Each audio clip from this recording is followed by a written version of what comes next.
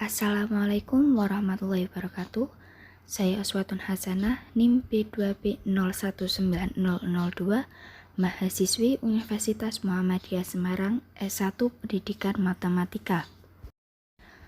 Pada awal bulan Maret 2020, kasus pertama virus corona di Indonesia jadi sorotan dunia. Presiden Jokowi mengkonfirmasi adanya 2 orang di Indonesia yang terjangkit virus corona. Penyebaran kasus corona di Indonesia terus meningkat setiap harinya.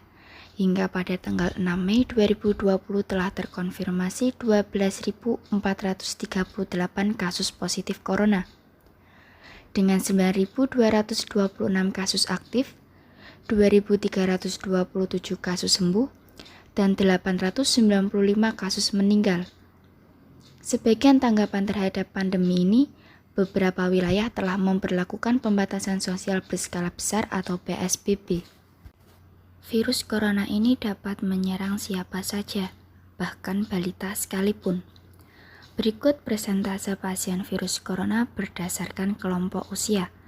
Data saat jumlah kasus positif corona masih 1.790 orang pada 1 Maret sampai 1 April 2020.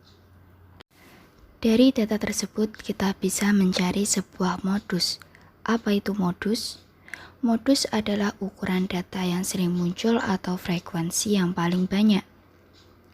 Dari data kasus positif corona tadi, kita bisa menentukan usia berapa yang sering muncul atau yang paling banyak pada data kasus positif corona tersebut. Langkah pertama, carilah frekuensi yang paling banyak dari data tersebut. Jika dilihat dari data tersebut, frekuensi yang paling banyak adalah terletak pada usia 50-59 tahun. Untuk rumus modus data kelompok adalah tepi bawah ditambah D1 per D1 plus D2 dikali P. Dengan D1 adalah selisih frekuensi modus dengan frekuensi kelas sebelumnya, dan D2 adalah selisih kelas modus dengan frekuensi kelas setelahnya. Karena frekuensi yang paling banyak muncul terletak pada usia 50-59 tahun, maka tepi bawahnya sama dengan 49,5. Kemudian masukkan angka di bawah rumus.